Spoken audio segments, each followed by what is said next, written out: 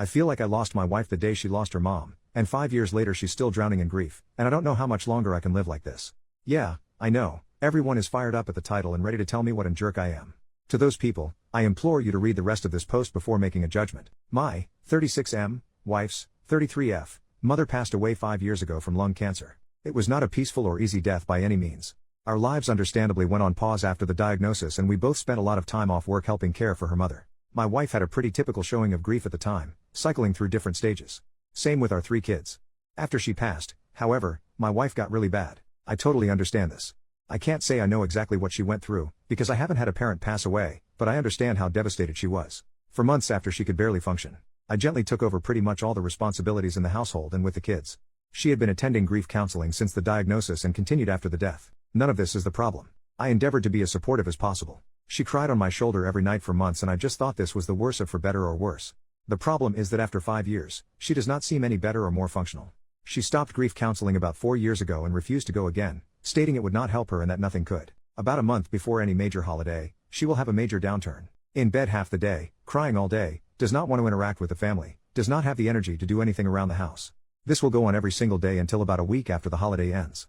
Every holiday is intense grief, just as much now as it was 5 years ago. October, November, December, and January, her mom's birthday month, every year are particularly bad. I am essentially without my wife, and am a single parent to my 3 kids. Altogether, she is completely incapacitated by grief for about 6 months out of the year, and has been the past 5 years. When I say incapacitated, I mean incapacitated. When she is in the depths of her grief, she is completely incapable of intimacy with me or the kids. There is no cuddling, spending time with us, going on family outings. I don't get any intimacy for half the year. I've stopped asking her if she wants to talk about it because she can't get any words out between sobs if she tries. What hurts the most is that the kids have stopped asking or being concerned at this point. If they see their mom in bed when they get home, they just go about their day and might casually mention, "Oh, mom is sad today," if they're siblings, or I ask where she is. They don't really seek affection with her anymore, because they rarely get anything more than tears. I've discussed this with therapists, my parents, friends, etc., and I know all the rebuttals people have for this, so let me preempt them. 1. She is unwilling to go back to therapy for grief counseling or to see a doctor for depression. Yes, I know she's severely depressed. I can't force her to go to the doctor. I've tried so much. 2. Yes, it really is just as intense as it was 5 years ago. 3. No, I never tell her to get over it or blow her off. On my worst days I just give space and leave her be. Most days I try to offer her some comfort. If you want to judge me for leaving her alone, whatever, but know that I feel like I essentially have caretaker fatigue at this point.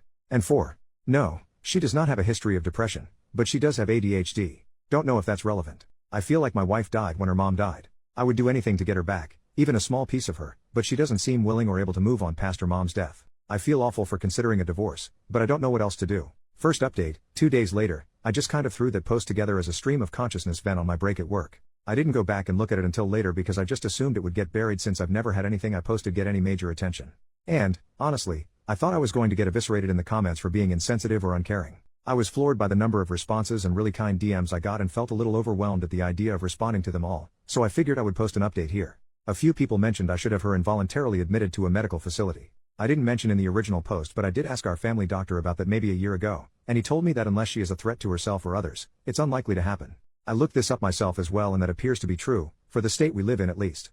I do agree that she needs medical treatment. I suspect that during her year of grief counseling after her mom's death that she was not honest with her counselor. I have a distinctly sad memory of her coming home after one of her last sessions and telling me that her counselor said she probably wouldn't need to go much longer. Then she went and laid down on the bed and cried. I haven't been able to convince her to go back to counseling. However, I'm glad I posted to Reddit, because somehow I hadn't really considered that she might need more intensive treatment than just counseling. I also saw one comment that scared the hell out of me, that she may do something drastic if I give her a divorce ultimatum. With those things in mind, I don't think doing that is the way to go. Instead, I'm planning to write her a letter explaining how we need her back, and that we love her and care for her deeply, but she needs more help than we can provide alone, and tell her that she needs to go to the doctor and be honest about what she's been going through.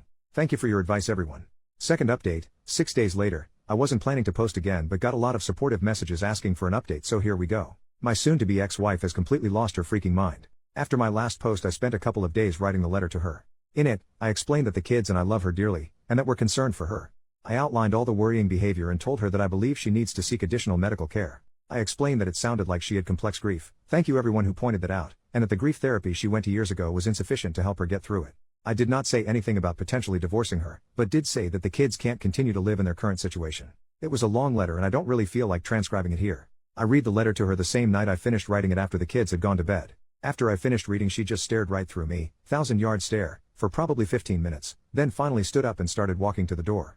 I panicked and tried to stop her, asked her where she was going. "Can we talk about this? I'm concerned for your safety." She rolled her eyes at me and said in the coldest voice I've ever heard her use, "I hope when your parents die someone doesn't tell you to get over it." After that I didn't try to stop her, I just let her go.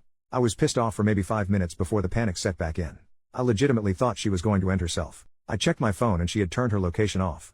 I called and texted probably 50 times over the next hour, begging her to at least let me know she was okay and that she wasn't going to do something drastic. Right before I was about to call the police, I got a call from her phone. I answered immediately, and before I could get much of anything in, a man's voice told me she's fine but she doesn't want to talk to you, and then hung up. I felt like I was having an out-of-body experience at the time. I had no idea what the heck was going on. I almost called the cops anyway, but I was disassociating hard and talked myself out of it. I kept calling her phone all night but no one picked up again. After about 2 a.m. it started going straight to voicemail. I barely slept that night. When I woke up the next day she wasn't home. I took the kids to school and daycare. I normally do this and my wife is normally still asleep while I do, so thank God they didn't ask where mom was.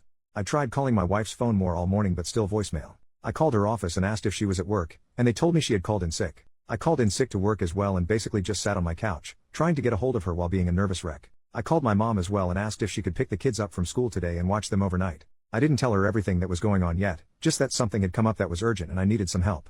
My wife walked in the door sometime after 4 p.m. I tried to hug her but she shied away from me. I asked her where she had been, no response, just a blank stare.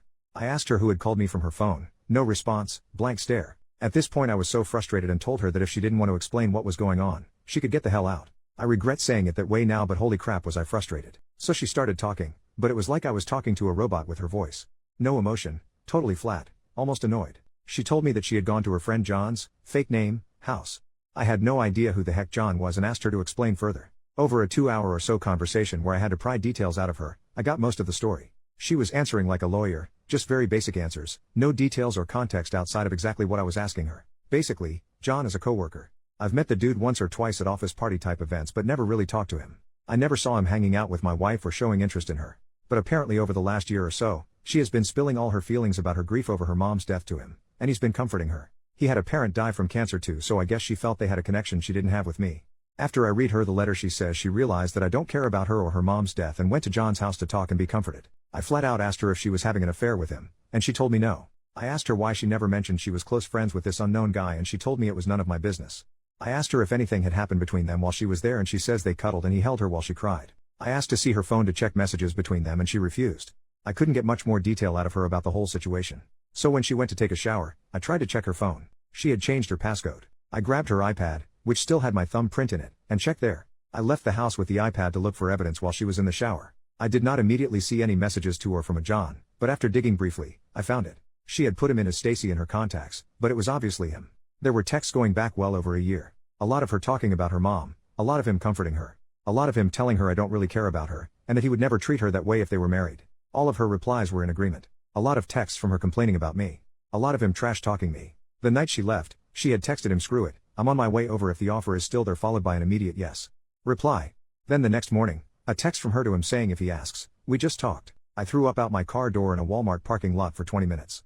I came home and found her on the couch on her phone, totally unconcerned or unaware I had even left. I told her that I knew, and that she needed to leave. Again she just stared at me for a while, not responding, until I got aggravated and told her to get the hell out of the house.